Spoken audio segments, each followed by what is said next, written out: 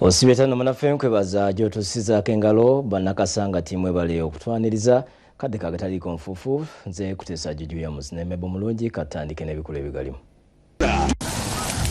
Akakiiko ka General Kyamuzi kakutte abantu 8 boononye ebintu ku ttaka awaziikibwa General Kasirye Gwanga. Tulibedde okwenganga buli muntu yenna tenda mukaaga ngetwali muntu. Abaana batuukiriza kitaawe mu lukiiko lwa byabugagga bamulangidde okwegazanyiza mu maali ya nnyabwe. Nze neesimbyewo okulwana ku lwa bannange. Pulezidenti aguddewo omwolesi gw'amakolero Namunkekera n'asuubiza okuwagira ebikolebwa kuno. Poliisi ekutte omusajja yalabikira mu katambi ng'akuba mukazi w'okukira ekyokuttale emukunudde Tanzania.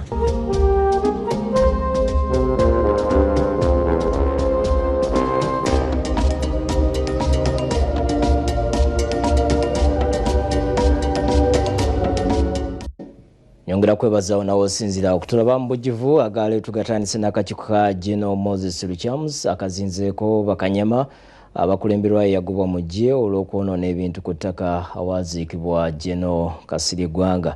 Ettaka lino lisangibwa mu Mairikiti nga bano basangiddwa bakoonye amayumba g'abakozi n'okugateekera omuliro. General Luchamus agamba bagudde mu lukwe lwa bano okwagala okusimula amalaalo g'omugenzi olw'enkaayana z'ettaka. Waliwo abantu abatanategerekeka abalumbye ettaka okwaziikibwa omugenzi General Kasirye Gwanga nga lisangibwa ku kyalo Mairikiti ne bakkakkana ku bintu ebibaddeko okuli ennyumba z'abakozi, tanka y'amazzi n'ebirala ne babiteekera omuliro.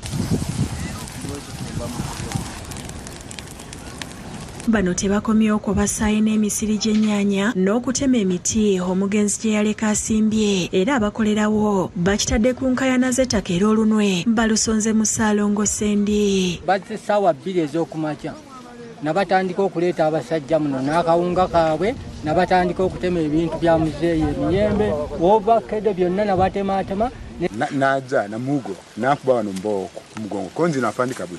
Soko jawano lwaki bana bayaga tukubanga. Joseph Luwaga ssentebe w'ekyalo kino ategeezezza nti abakoze kino basoose wuwe naye teyabategedde nti bagenda kukola fujjo. Kwe kubayita ne babuuza muli baani kobbo gwatubuuza gwani nabadde n'omuvubuka awo nembeeyanjulira ne mbagamba ekigambo kimu bwaba basindise kunoonya kawogo temwonoona ekintu nakiki.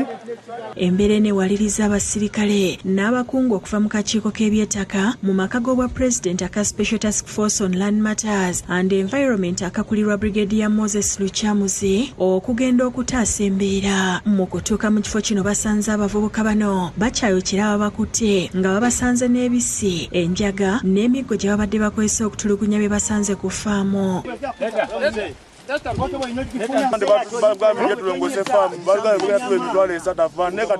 Ani abale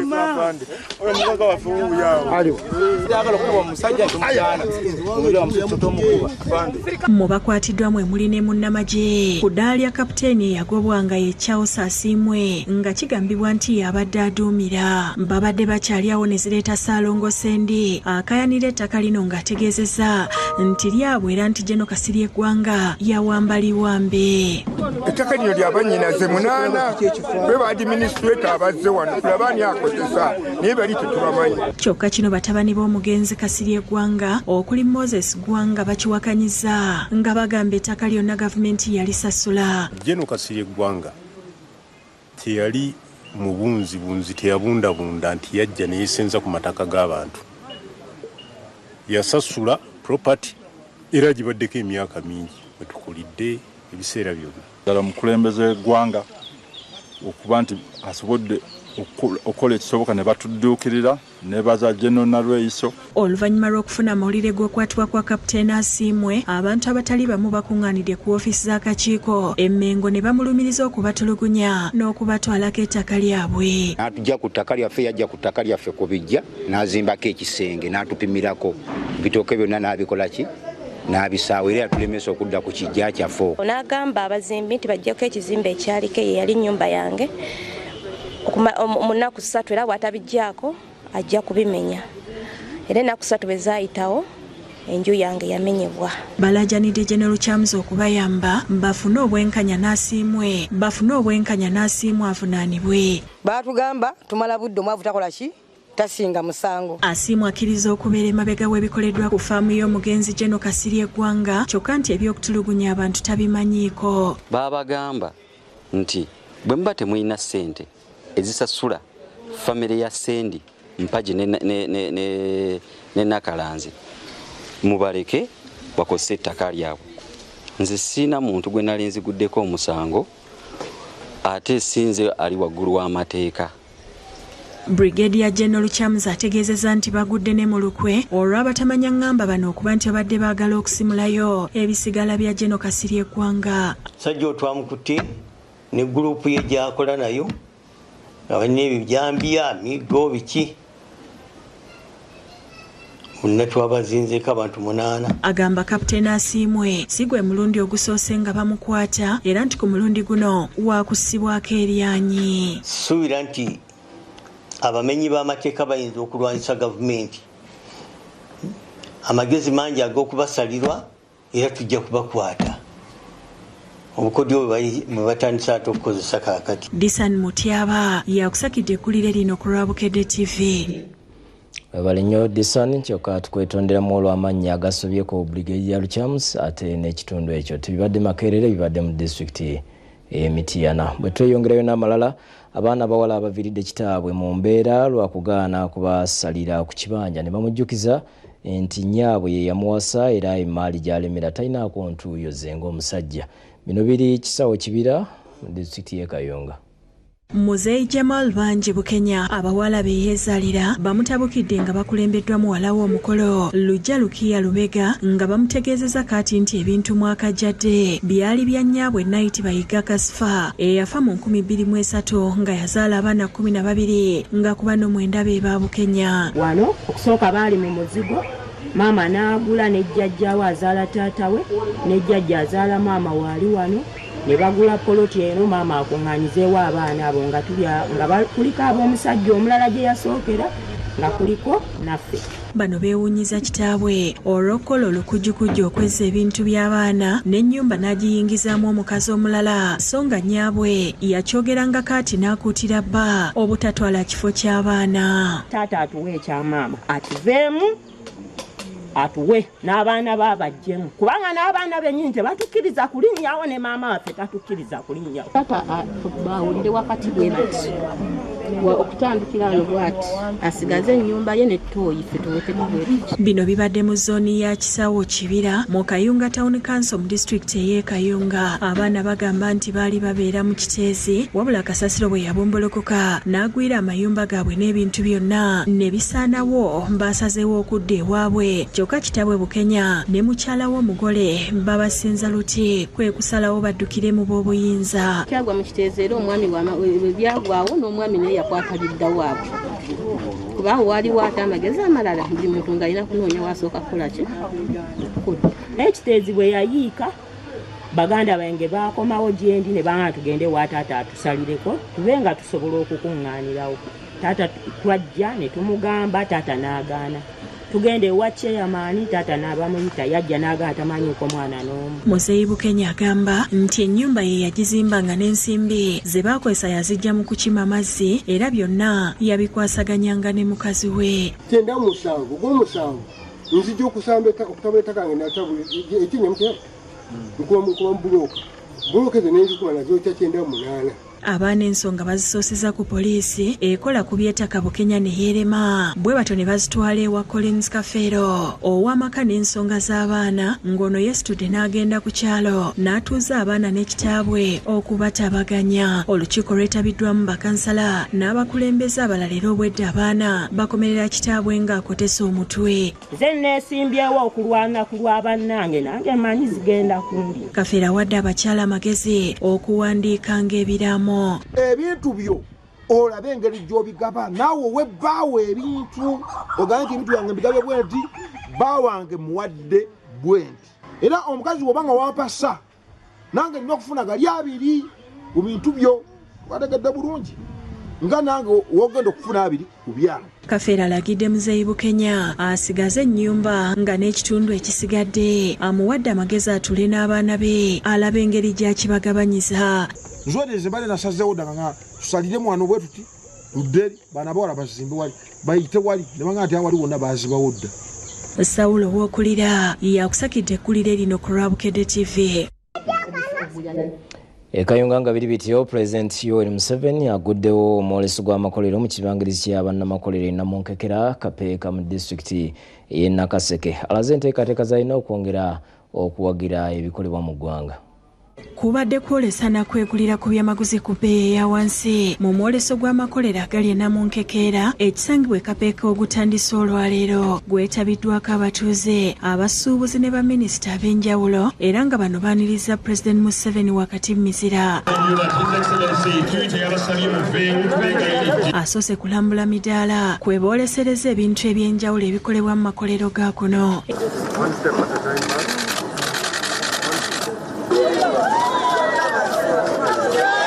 Ekibangirizi kya bannamakolero kino kyaggulibwawo mu 2016 era nga we butuukidde olwaleero nga amakolero 30 ge gaakazimbibwamu nga biri mulimu ku go gaatandika okukola. Bano abeegattira mu kibiina ki Namunkekera Agro Processing Industries nga ssentebe waabwe ye Zango babuulidde Pulezidenti bye bakola. Minisita ow'abamusigansimbi Evelyn Anita akunze abantu okuwagira amakolero ga kuno. I have asked my fellow citizens that we should buy Uganda and build Uganda, because if we buy other people's products, we are doing two wrong things. One, Mr. President, we are donating jobs that will be otherwise made for Ugandans, we are donating for other nationals. Omukolo gwetabiddwako n'omumyuka wa President Retired Major Jessica Alupo era nga akakasiza nti amakolero gano gaawonye eggwanga okutunda ng'ebyamaguzi ebiva ebunaayira. President Museveni mu kwogera kwe ajulizza mu byawandiikibwa we byogerera ku nsigo n'akinoganya nti amakolero g'e Namunkekera nsigo eyagwa ku ttaka eddungi. Agamba nti okutandika Namunkekera yali agenze China mu 2015 ne wabaawo munnansi w'eggwanga eryo eyamusaba gy'atandika ekibuga ky'amakolero bw'atyo n'amukwasaganya ne General Salim Saleh. So I want to thank again General Saleh and our investors for developing the Namunkekera Industrial Park, and I'm going to meet both the investors and the committee of General Saleh to hear what ideas they have. President era ababuulidde ku byafaayo by'ekifo kino ekyasooka okugulibwa nga kyakulundibwako nte emyaka 8 egiyise. Alaze enteekateeka gy'alina okwongera okuwagira ebintu ebikolebwa kuno. I'm telling these people that they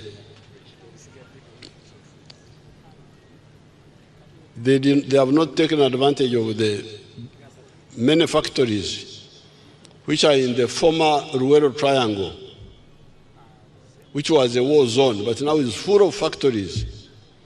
From Kawanda, Matuga, Migade, Gombe, Sanga, Wakiso, all those are our war zones. Bo abalimi mu kitundu abasuubiza okubawa obuwumbi obusaba mu buna balime ebirime ebitundibwa mu makolero gano. Mujumbire program zetwabakwasa emikisa kati mingi okusinga luli.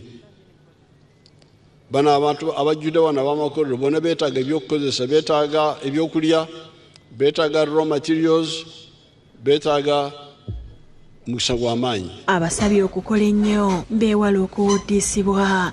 So I was telling these people, who is this one who diverts you?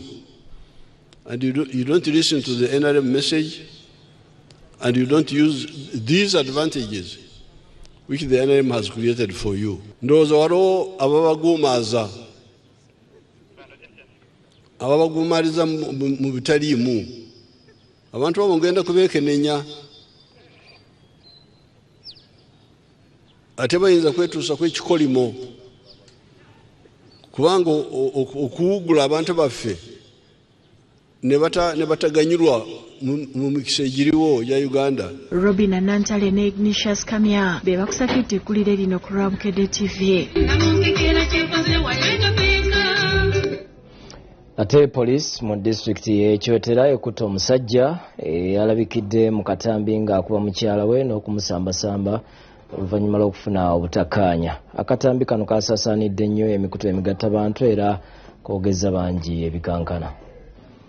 Akwatiddwa ye Thomas Oboho w'emyaka 29 ng'akolanga clearing agent ku nsalo ya Uganda ne Tanzania emutukula. Oboho yalabikidde mu katambi ng'akuba mukazi we Happiness Kemirembe w'emyaka 23 okukira eky'okutale era kizuuse nti byali ku kyalo Kabonera mu ggombolola y'e Kakuto mu Kyotera ku ntandikwa y'omwezi guno.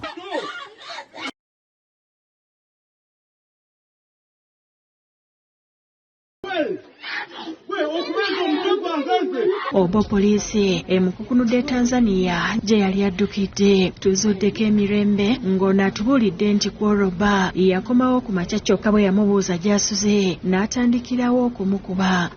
Olina kumbuuza wawenva omusajja okumawo ssaawa mmeka? Kati oyakubanga ali kugamba ebyo. Ayongerako nti olw'okuba Oboyo ekitaawe w'abaana babiri asazeewo okumusonyiwa oluvannyuma lw'okusuubiza okutereeza mu mbeera ze n'okumugatta ewaabwe. Kemirembe awadde abafumba amagezi okuwaŋŋana ekitiibwa n'okukomya obusungu obw'ettumbiizi. Keraawo obusungu obw'ettumbiizi, kutwalira ebintu mu busungu, kukola ekintu mu busungu. Kati ngaazi mu busungu obw'amaanyi nakwata essimu ya bba wange nenjasa. Ku poliisi ey'Ekyotera gye tusanze Obo ategeezezza nti ekyamukubye mukazi we bwali busungu kuba yali amaze ebbanga nga yonoona ebintu by'omu nju. Buli lwe basoowagana ng'amuteebereza okuba nti ava mu bwenzi ekitali kituufu. Buli we tufunamu ka misunderstanding katono ng'ayonoona bintu byange. Buli wawulira olugambo obutalina na mulamwa ng'ajjayonoona. Yejjusiza kye yakola n'asaba asonyiyibwe n'awabula n'abasajja okufuga ng'obusungu. Bayita mu challenge nyingi naye kyembasaba bwe balabanga ng'obusungu bugenze kubayinza bafuluma amaka. Abakulembeze b'Ekyotera okuli ssentebe wa district Patrick Kintu Kisekulo ne sipiika wa district ey'Ekyotera Francis Xavier Lubinga bekokodde obutabanguko mu maka obususse. Mbadde nsaba omusajja omukolo ku interrogation atuwuli ababaddewo awo nga bakwata akatambi ako ne babeera bayitaaga kukwatibwa. Naye nzaala nti omwana wange n'omujja omwana n'omuwasa n'abeera mukyalawo ate n'omukuba okumutulugunya omutta. Saba Katonda abantu abo badde ababiri basooka buli omu okuyiga mu kyayagala nekyatayagala. Omwogezi wa poliisi mu Greater Masaka Twaha Kasirye akakasiza okukwatibwa ku Obo n'alabula abafumba okuddukiranga mu b'obuyinza nga basoowaganye. Basaba babeere ng'ensonga zino bazireeta ku poliisi kuba tulina ekitongole ekya Child and Family ekikwasaganya ensonga ng'ezo. Mulyo wa John Bosco yakusakidde eggulire lino ku Rwabukedde TV.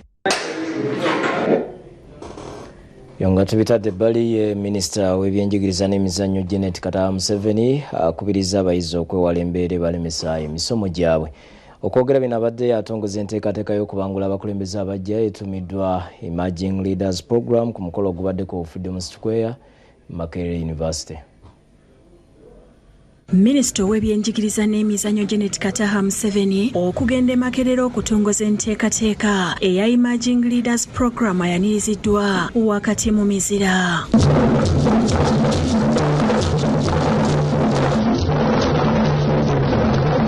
Enteekateeka eno ey'okubangula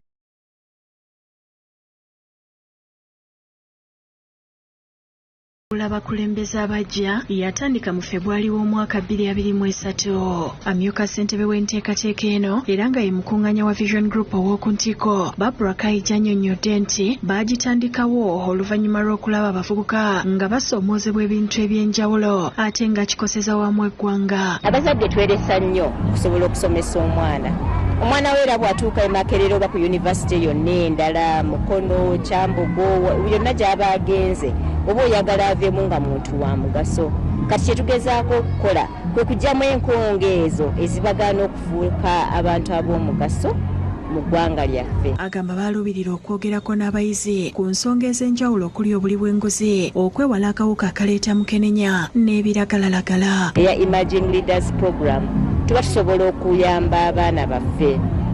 Kye tukola mu puroguramu eno tutuula n'abaana ne tubasomesa ne twogera nabo, tuleeta abakugu ababimanyi okutusingako nabo ne boogera nabo, ne tuleeta bannaffe okuva mu njuyi ez'enjawulo okusobola okunyumya n'abaana baffe. Kaija awadde alipoota ku byavudde mu kunoonyereza ku mbeera z'abayizi ekyamudde ababaddewo.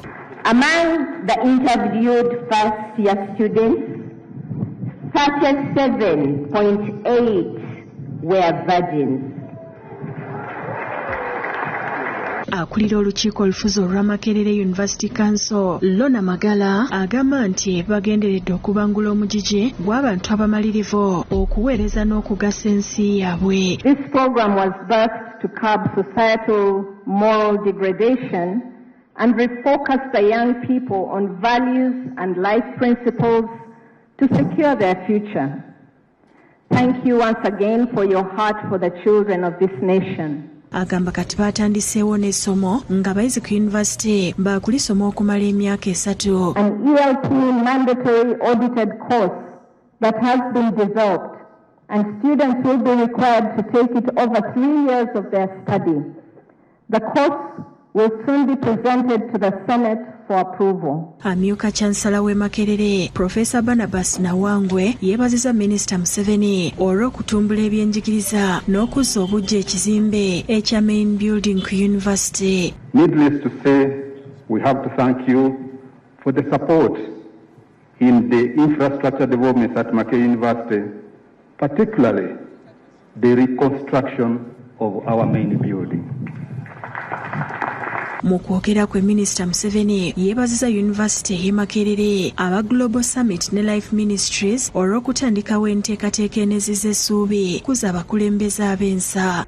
I therefore thank the leaders of Makerere University, the Global Leadership Summit, Uganda, and Life Ministry, Uganda, for taking up the challenge to craft a program that would instill character development and leadership skills in university students in this country. Agamba nti okujjako okubangula abayizi mu by'obukulembeze baddaabulula n'empisa mu bayizi babeere abawanika abalungi abeesimbu era bagasa ensi yaabwe. The Emerging Leaders Program has now brought us the hope of turning the tide in our universities by nurturing a new generation of morally upright leaders who will lead Uganda to a prosperous and corrupt-free nation. Asabye enkola eno ereme kkoma Makerere wabula etuuke ne mu yunivasite endala n'akuutira abayizi okwewala ebikemo ate bawe emibiri gyabwe ekitiibwa.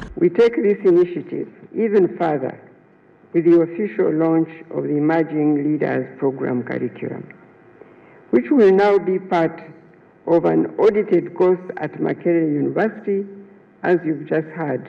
My desire is that this program expands beyond Makerere University to all universities, if you like, across Uganda. Akomekereza ng'atongoza enteekateeka eno eya Emerging Leaders Program. This 27th day of September 2024 is there. Sharon Nabasirye yakusakidde eggulire lino ku Lwabukedde TV. Balenya Sharon katumulemu katano tukyadda n'amawulire amalala tovaawo. Kuba supermarket ekuliraanye.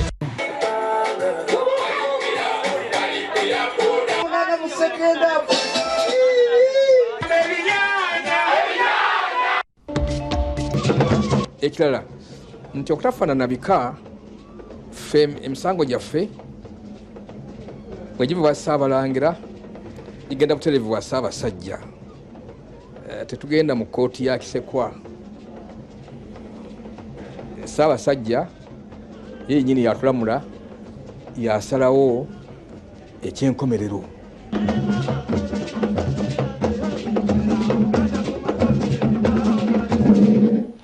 Kulikayo mukumulamuko mugataliko nfufu amalala abantu bekasangati batendereza bukedde olw'omulimu w'amatendo gwe bakoledde mu kutuusa ensonga zaabwe z'omuntu wa bulijjo eri bekikwatako ne batusaba okugenda mu maaso n'omutima omulungi gwe tubalaze nga bino byonna byogedde bukedde famire badde bakyalidde.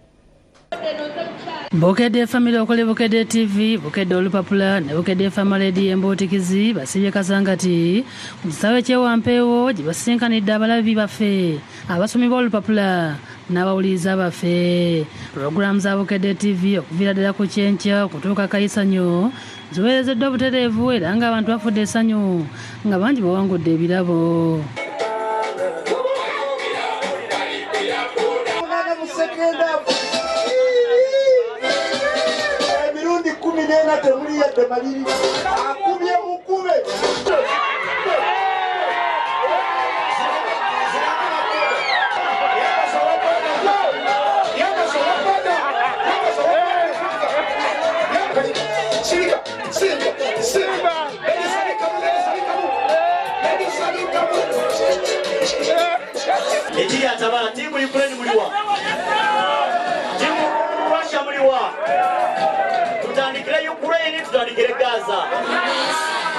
Abantu batuusizza ensonga zaabwe naddala ebibasoomooza eri bekikwatako omuli obubbi n'ebirala. Mu kifo kyekimu era wategekeddwayo olusiisira lw'ebyobulamu. Abantu ab'enjawulo bakebereddwa endwadde ez'enjawulo era ne baweebwa obujjanjabi ate ku bwereere. Kayinza kukebeera obwereere eddagala bayika bagaba lya bwereere kubanza basanze puresha eri bulungi ne sukaali nga Bukedde ngayo tetusobola kulemerezaawo okugyebaza kubanga ate sigamba nti kyeki n'ekisoose ekoze ebintu bingi. Nange neebaza kuba kye tutukoledde tekikolebwa muki mutiitiizi tweyanze eddagala yaffe temutuwadde tuyanza tweyanze bane Bukedde TV tweyanza nnyo tweyanzege mwebale nnyo okujja ekasangati zensanyuse nnyo mulina kumbawulira wala era nva nnamavundu neŋŋamba kanzije. Tulabye abantu abasukka mu 1800 nga badde n'endwadde ez'enjawulo naye nga kye tusinza okulaba nti abantu abasinga balina obulwadde buno bwe tuyita obulwadde obw'olukonvuba ng'omuntu bwe yandigambye nga puresha sukaali. Waliwo n'omuyimbi Fred Mutyaba atendereza Bukedde bw'ategeeza nti Bukedde yasooka okuba oluyimba lwe olwasookera ddala ku mpewo nti ekyamufuula ow'amaanyi. Kakati n'embeera ng'emmanyisa eri abantu newendi wano abantu bategeredde nnyo Bukedde TV. Edward Mulyanga nga ye ssentebe w'abassentebe b'e Kasangati asiimye Bukedde olw'okujja mu kitundu kyabwe abatuuze ne basobola okutuusa ensonga zaabwe ezibaluma eri bekikwatako.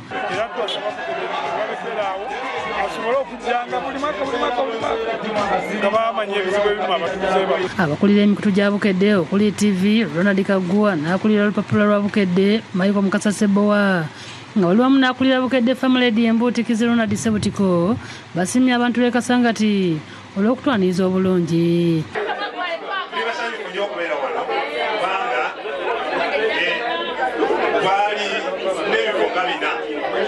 Twagala okugendamu naye olwekakwata Kasangati n'olwekyo mbasaamu ekuleko mu bwalo bw'amaanyi tujja kumukyaza naye njagala okwebaza olw'okwagala Bukedde family di embootikizi ate era n'okubasaba nti mugende mu maaso olw'okugiwuliriza bingi bye tukola okulaba tubaddiza. Mwebale okutwagala, mwebale okujjumbira ebintu byaffe, mwebale okwagala olupapula lwa Bukedde. Basabye okwekumira ku mikutu gya Bukedde basobole okuwangula mu nteekateeka ezijja okuli n'embuutu y'embootikizi sabasaba n'endala.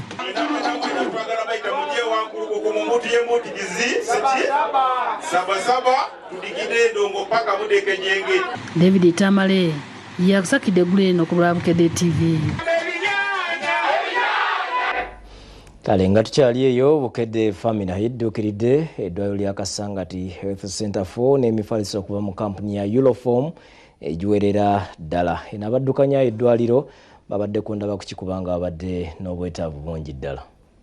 Mu ngeri y'okwoddiza ku balabi abawuliriza n'abasomi baffe Bukedde family ngeri wamu ne kampuni ya Euroform badduukiridde ab'eddwaliro lya gavumenti erya Kasangati n'emifaliso gy'abalwadde. Maneja wa Bukedde Pharma Ronald Sebutiko Dola Namala kitunzi wa Bukedde TV saako kitunzi wa Euroform Claire Kemigisha bagikwasizza ku eddwaliro lino Dr. Ian Nyenje. Twagala okwebaza bannaffe banaba Euroform olw'omutima guno omugabi gwe bayina ate n'okulumirirwa bannayuganda. Ninjasimye Bukedde TV ng'ategeeza nti emifaliso gino gijjidde mu kiseera ekituufu bye babadde basinga okugyetaagira. Tubadde tulinawo emifaliso naye egimu gikaddiye ng'olina okuzzaawo naye ekirabo kye mutuwadde kirungi nnyo. Katwanga tuwadde emifaliso 26 bate tuwadde kiwa kuva ku mutima gwa management ya Euroform. Buli muntu yenna yena woli bw'ogula omufaliso gwaffe ogwa Euroform oba Nile Spring oba Euroform oba era oddiza omuntu omulala ateesobola. Bannakasanga tebamwafunye omukisa aba Euroform batukwatiddeko ne tukola kino.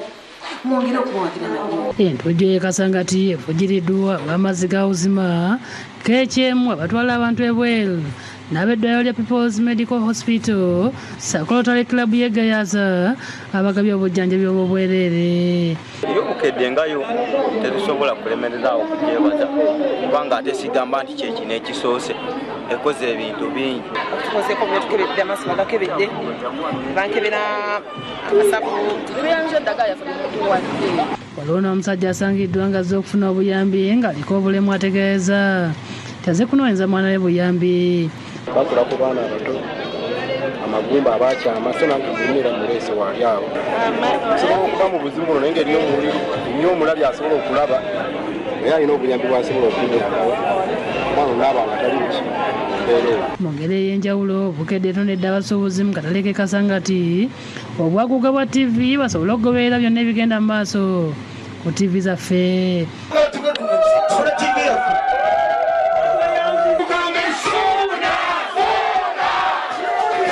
Abavujjirizi bategeeza nti babadde tebasobola kusigala mabega nga Bukedde ejja mu bantu kwe kusalawo kubeegattako. Tuli basanyufu olw'enkolagana ennungi eri wakati waffe awamu ne Bukedde.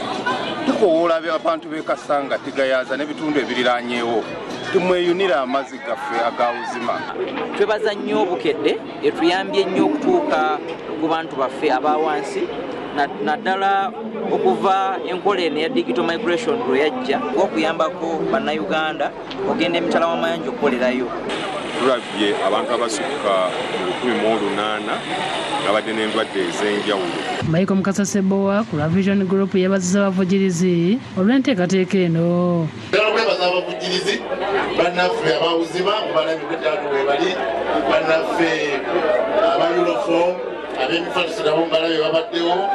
Twebaza bannaffe aba KHM abatwala abantu ebweru okukola abo tubeebaza nnyo. Twebaza nnyo bannaffe aba People's Medical Hospital. Oluvannyuma wabaddewo okusamba omupiira ogw'omukwano nga ttiimu ya Bukedde Family y'e Kasangati basibaganye eggoolo emu ku emu. David Tamale yakusakidde eggulire lino ku lwa Bukedde TV.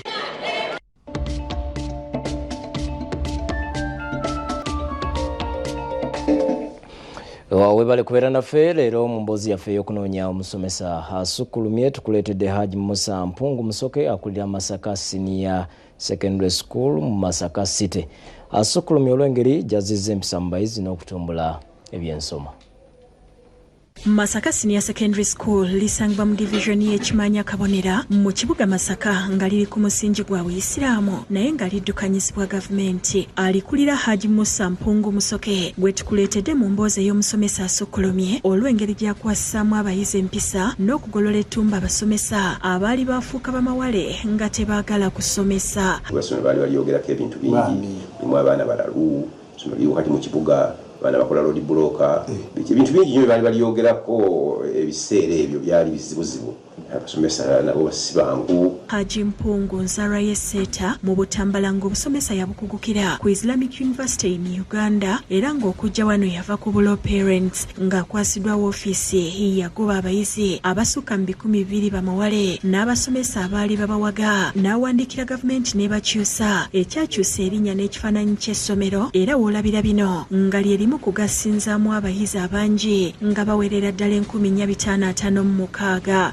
Kati ne beesitula ne bagenda ewa minisita Namirembe Bitamazire ne bampawaabira naye yanyamba nnyo n'abagamba nti kukikwata ku mpisa ne bwe yalisazeeko 10 era n'alibadde mabegawe. Kyeyazaako kwe kusesera mu masomo ga saayansi so ng'era abayizi batendekebwa ne mu by'obulimi n'obulunzi nga n'emmere y'amatooke eribwa ku ssomero bagyerimira. Kubanga byonna ebifuula omuntu okubeera comprehensive ng'amazeeko at least given level biri wano kyobala ne gavumenti programu zaayo zonna ezirina amakulu ezironkingira wano wezitandikira.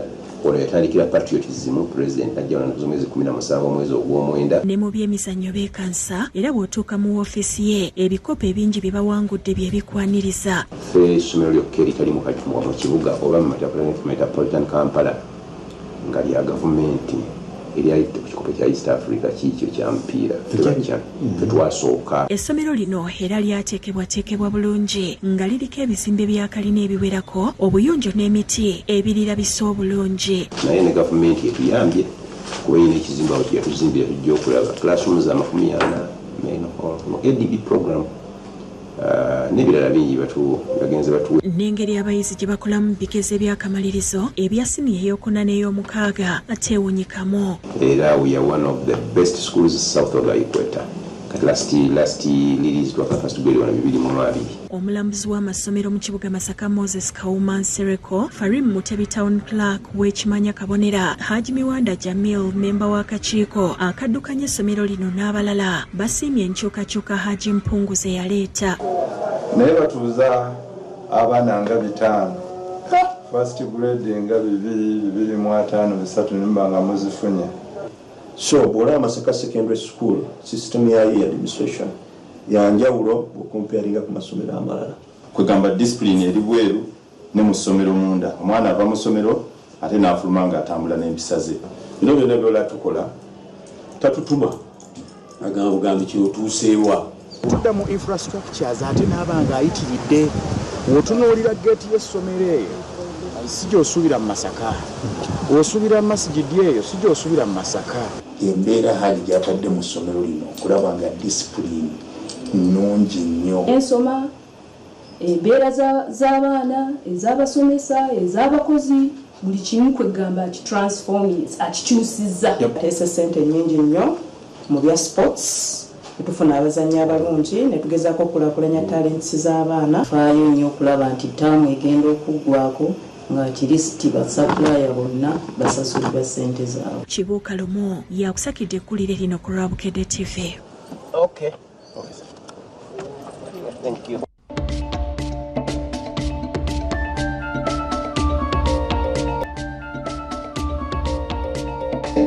Webale kwekumira ku Bukedde TV 1 mu mawulire amalala okusika omuguwa n'obutakkaanya byeyongedde mu basiraamu aba Juma ne Zukuuli bwe batandise okwesongamu ennwe n'okwerumiriza okuba emabega okutwala ebintu byabwe okuli ebyapa.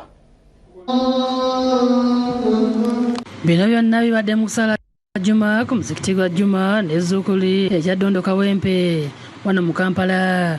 Okusooka Juma ekulembeddwamu Sheino Twalibu Nsereko ng'ono okusinga akubiriza nnyo abavubuka okukola ebibakwatako n'eddiini yaabwe okusinga okukola effujjo n'okulwana entalo ezitayamba. Era n'atukonyola omuntu okulaba nti ekiseera kyo eky'eddembe ekiseera kyo eky'obuvubuka okikozesa bulungi. Oluvannyuma lwa Juma olukiiko olutwala Bazzukuli lukutte omuzindaalo ne boogerako eri abaddu ba Allah. Bano nga bakulembeddwamu Sheikh Omar Kibirige, Haji Mubiru Salimu Wavamono ne Hassan Kinene basoose kusiima RCC w'e Kawempe eyabayambye kubalumbya omuzikiti. Era ntwala okusiima kuno eri RCC w'ekitundu kino Kawempe otukoze obulungi obutagambika. Sooka Mukama waffe tukwebaza okuba nti mu kiseera kino eky'obuyinike eky'obuzibu oyimiridde naffe. Beerumiriza okuwendula akabinja kabamenya omuzikiti ne bamenya ofiisi z'omuzikiti n'okutwala ebintu byabaddemu. Agambo bivudde enju biddanju nedda ssebo. Obukulembeze bwa Zukuuli bulondebwa abazukuuli abeewandiisizza. Omuntu eyatonda ettaka afuuka atya patroni wa Zukuuli. Omwana we eyamenye kufulu najja ne bakasolo wano olunaku lw'eggulo. Bo ab'ettendekero eribangula n'okufulumya abakugu mu ddiini y'Obusiraamu erya Bilal Islamic Institute e Kakiri batikiddwa Masheyi ne bashekati 25 ku matikira ag'omulundi ogw'ataano mu esatu era nga bakubiriziddwa okwewala okubeera bannalukala n'obutakoowa kumanya kunoonyereza. A higher certificate in Islamic theology and Arabic language. Omukolo gwetabyeko enkumi n'enkumi z'abasiraamu okuva mu bitundu by'eggwanga eby'enjawulo era nga gwetabyeko abazadde bangi ddala, bambasada okuva mu nsi ez'enjawulo, abakungu okuva mu gavumenti ya wakati n'ey'Emmengo, ng'omugenyi omukulu abadde Ajabudu Tenywa okuva e South Africa. Ono akubiriza abatikiddwa okumanya ebakoma n'obuteefuula bamanyi nnyo, bw'atu n'abasaba okuteeka mu mukola ebakuguseemu ate babeere beetoowaze mu buli kimu. Kati olina okumanya wookoma mu buli nsonga. Sheikh Sufyan Muguluma akulira ettendekero lino akubiriza abatikiddwa okwewala obwannalukaala ate n'okwettanira ennyo okumanya n'okunoonyereza era n'abalabula obuteeyita ba mufuti ate baleme kumala gawakana nakwogera buli kye basanze. Omuntu olina kubeera na yakiini, owulidde, buli lwotereza enniya yo omulimu gwa Katonda gw'okola tegusobola kulema kutambula. Twogeddeko n'abamu ku bazadde b'abayizi abatikiddwa mazanyufu olw'ekkulwa lye batuuseeko. Twebaza Allah era ku lwaleero tusomesezza omwana waffe mutabani waffe Sheikh Sudais Kamuga kubanga atikiddwa.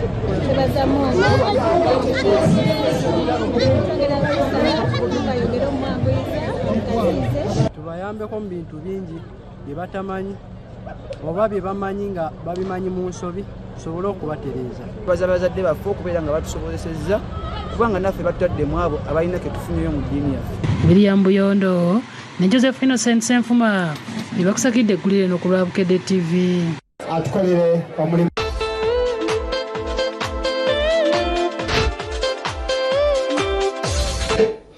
Mugemizanyo mu ligi ya Star Times Uganda Premier League ezzeemu leero n'emipiira ebiri ng'ogusoose Wakiso Giants emeze Mbale Heroes goal 1-0 Wakiso. Different clubs. Timothy now Wakiso Giants with a chance.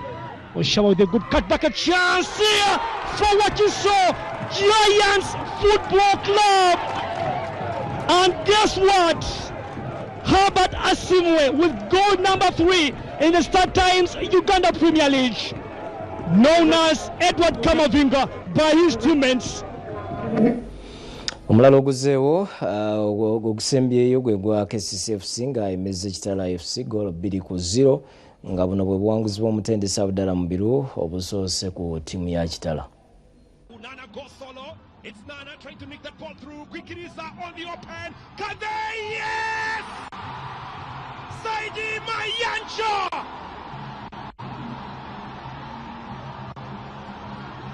Two out of two in this stadium. Scored. Kusima. Oh, he has given the ball away cheaply. Oh, there's a chance here for two. Oh, yes, it is.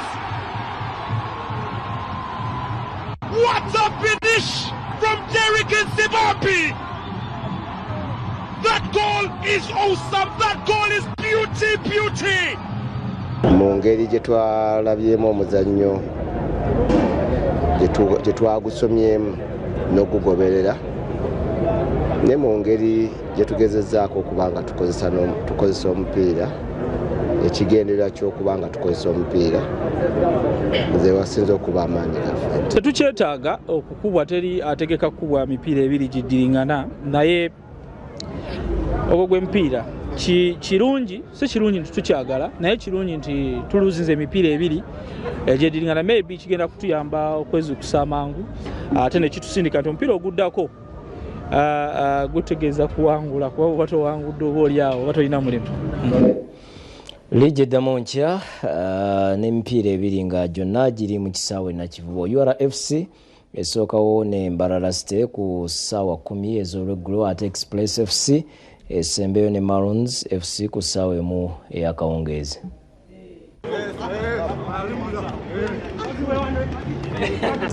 Nkya tugenda kuzannya omupiira gwaffe ogwokusatu mu sizoni eno nga bwe mumanyi nti liigi yakatandika tetwatandika bulungi nnyo era kuba omupiira ogwasooka baagutukuba ogwaddako tuyambibwa twaguwangula goal 1-0 tugezaako okulaba nga tuwangula omupiira gw'enkya. Abazannyi we bali bali ready okulaba nga tusamba era ndowooza nti beteefuteefu balungi kitegeeza okuba nga tuzanyira waka tugenda kola kyonna ekisoboka tulenge nga tufuna points ezo 3.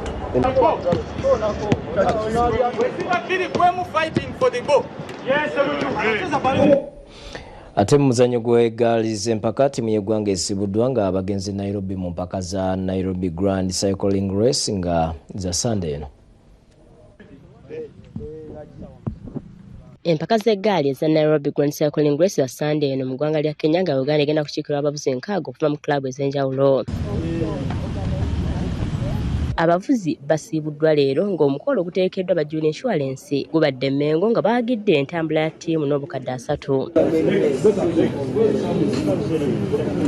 Pulezidenti w'ekibiina ky'obugaali mu ggwanga Mahaba Muwonge yabaddewo okusiibula ttiimu egenda okukulemberwa Charles Kagimu eyabadde mu mizaano gy'Olympics e Faransa.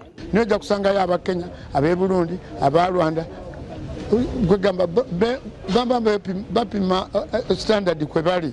Twagala okupromotinga obulamu obulungi. Kati obulamu obulungi ebimu ku byo kwe kuvuga obugaali. Kati mu ngeri eyo tuba tutuuka abantu bangi nnyo. Ku ttiimu y'abavuzi 6 kilabu ya Kawempe yenako abavuzi 8 nga bano bagenda kuduumirwa Sempijja. Abavuzi abalala abali ku ttiimu ye Kato Samuel Sebagwanyi ne Ronald Kyakuwa abagenda okuvuga ez'abakulu nga Alfred Kibule Mesu Megemesu Kalidi Mukuswabo ne Mukisa Salaka bo bakuvuga mu z'abato abali wansi w'emyaka 23. Tusaba obuwagizi bwammwe era nga tubasuubiza nti tugenda kudda na buwanguzi kuba lwesi eyo y'amaanyi yeetabamu abavuzi bangi ab'enjawulo mu Afirika wonna ne mu nsi endala. Empaka z'omwaka ogwedde zangulwa Munnayuganda Paul Morio ng'awangalira mu ggwanga lya Kenya.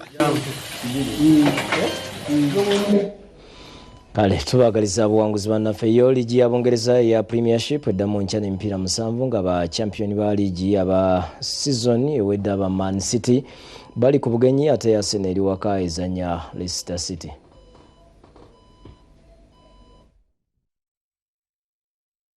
Liigi ya Bungereza ya English Premier League eddamu okutojera ku bisaawe eby'enjawulo ng'egimu ku egyo egyesungibwa okulaba gwe gusookawo gw'enkya nga bannyinimu aba Newcastle bakyaza ba champion aba season ewedde aba Man City mu maka gaabwe aga St James Park. Bannyinimu aba Newcastle bajja mu mupiira guno nga bakubiddwa Fulham mu mupiira gwabwe ogwasembyeyo ku bugenyi goal 3-1 wadde nga Newcastle y'emu ku ttiimu ezibadde ku form ensangi zino nga babadde bamaze emipiira 5 nga tebakubwamu.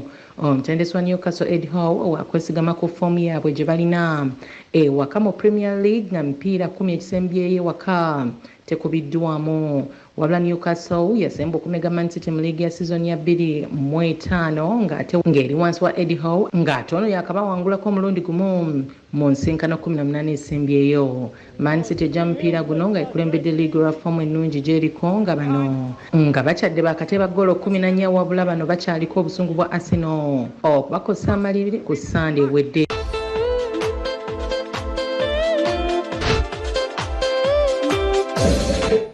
Kwebaza okubeera naffe bwegatambudde agolwo tetugenda kusukkawo nkwagaliza ekiro ekirungi nze kuteesa Jujule Musine mulungi Mebo weeraba.